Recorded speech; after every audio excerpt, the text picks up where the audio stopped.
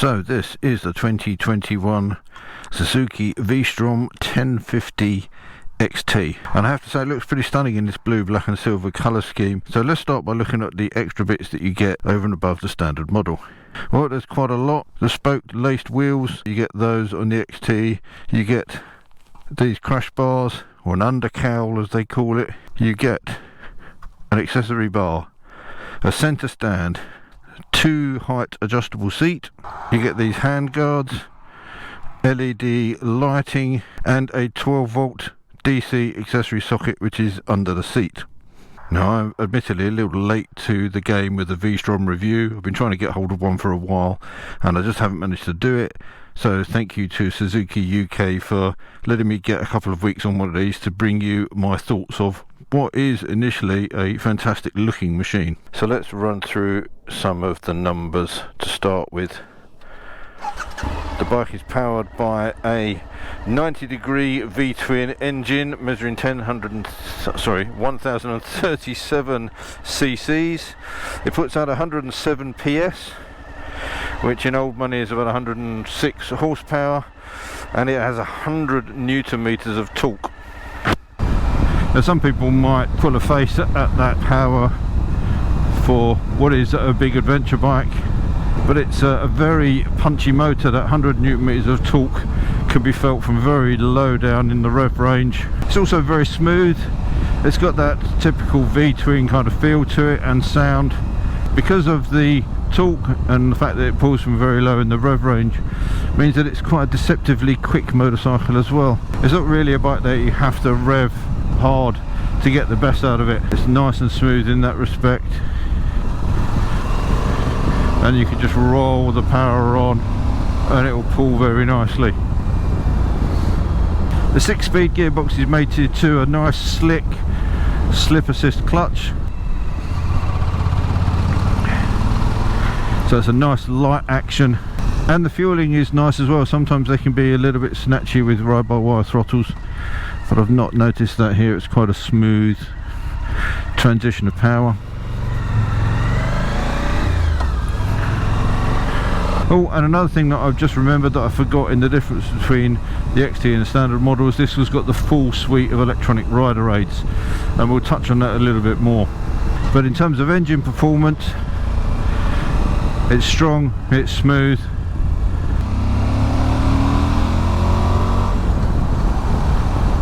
There's a nice sound to the exhaust as well. You may not be able to pick that up.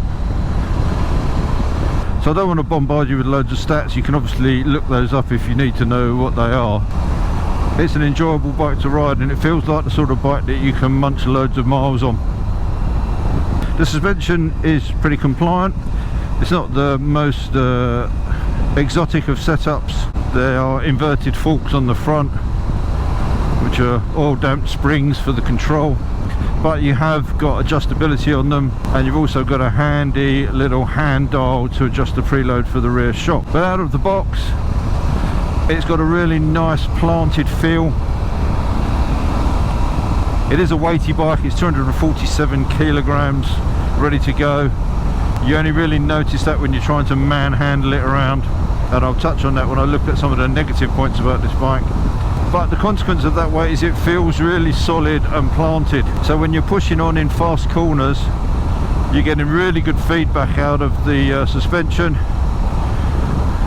The chassis is nice and taut, and it's a very rewarding bike to ride. It's got Takiko 4-piston calipers, and the brakes are good. Nice bite. The initial pull on them is nice and strong. So the overall ride quality is pretty smooth. It is a bike that you can munch lots of miles on. Now obviously this is an adventure bike, so we need to take it adventuring. The one thing that holds it back are the tyres. Yeah, these Bridgestone X Adventure tyres, dry gravel and dirt is going to be okay. These tyres are just not great in mud, so hopefully it's not too wet down here. We'll see. It could be an expensive and painful exercise, but in a seated position this bike is tripping through here very nicely, very comfortable. As a bike to stand on, it's not too bad. A little bit of knee bend, keeps you with a bent arm. I'd probably want the bars a little bit higher, but it feels controllable. It does feel like you can move it around to avoid potholes and rocks and stuff. Now I know this is nothing particularly technical. See, even on this there's wet mud underneath these leaves, and I can feel the back of the bike squirming already. But I guess this qualifies this bike as an adventure bike. And actually now the leaves have fallen and the sun's shining, it's a really pretty ride down here.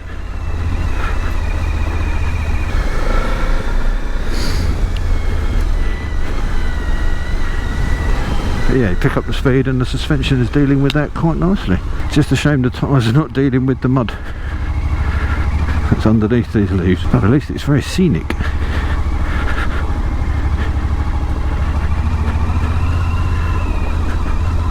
So yeah, it will handle a little bit of dirt as well. Put some decent tyres on this, and actually I think you could go fairly deep into the wilderness.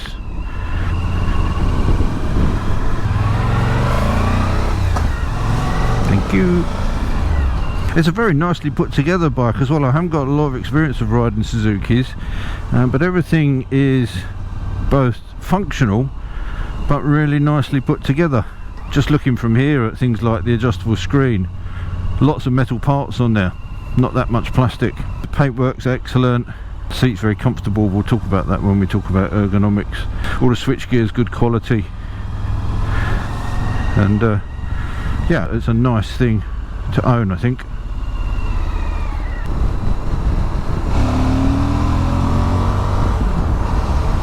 There goes an example of that torque being on hand. Overtakes are very smooth and quick and easy to do. From an ergonomics point of view, again, a really comfortable bike to ride. I felt at home as soon as I jumped onto this. The bars are swept back and are a nice height. My legs are not too bent. The seat's very comfortable. I've ridden this for quite a few hours at a time since I've had it, and no real complaints about the seat. But the riding ergonomics, as I've said, kind of further bolster my thought that this is more predominantly a road machine. In actual fact, it feels a bit like a bigger, more upright sports bike. And if I think you're looking for something comfortable to ride, rugged looks, upright, fantastic on the road, and it's going to do a little bit of gravel for you as well, then the V-Strom's certainly ticking all of those boxes. The adjustable screen that comes on the XT is useful. There's quite a wide range of adjustability in it. I think you've got 11 different sections that you can fit it in. In its highest position, I am getting a bit of buffeting around the helmet. That tends to disappear when I put it at a lower setting, and obviously that's going to depend on you, your size, the helmet you've got, all that sort of stuff. But the fact that you can adjust it to take that into account is good. It's a nice chunky aluminium adjustment lever. The only problem with that adjustment lever is it's on the front of the screen, so it's really easy to use, but not when you're riding. If you want to do it when you're riding, you've got to take a chance, lean up, lean over the front here. So yeah, it's not something you really can adjust on the fly.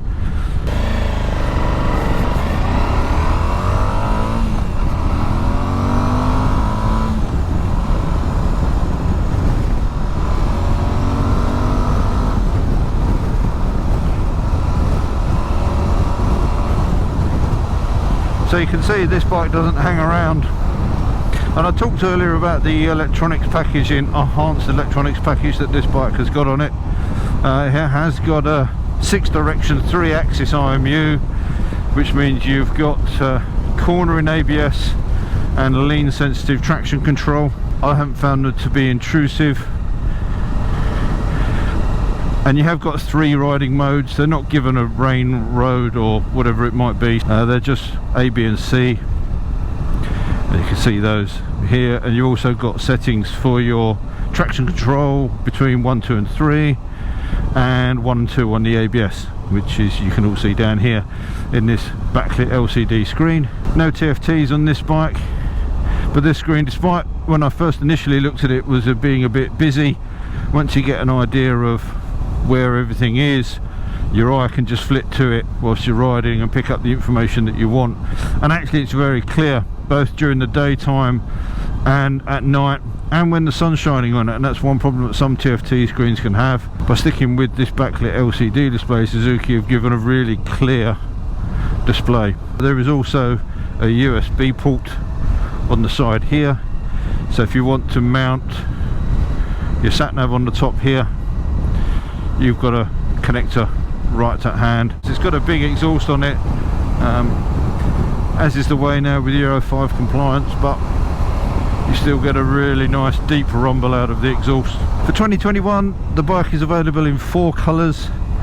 The retro yellow is still available, but it's not as yellow as the previous year. You've lost the yellow side panels, which is a shame. I actually preferred the 2020 colourway.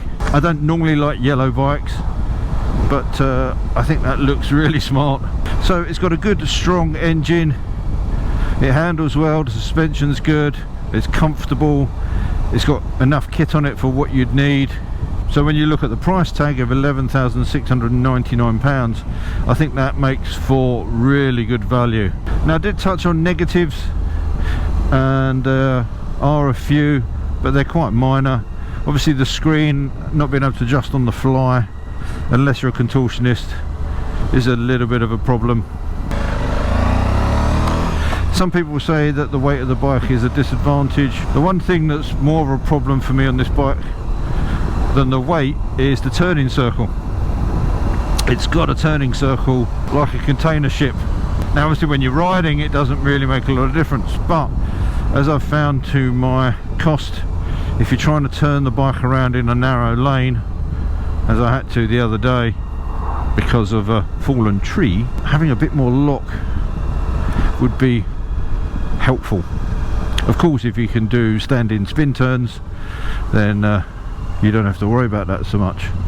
But it was noticeable that there's not that much lock on it. Again, it's a negative, but it's only a minor one.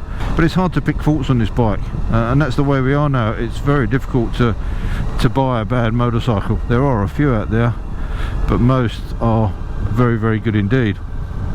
And it's down to your personal preferences of what you want from a bike. And the luggage is not bad as well. It comes pre-prepped, so you've got little sockets on the back for you to hang the side panniers onto. I think you have to bolt an extra little bit onto the rear foot hanger.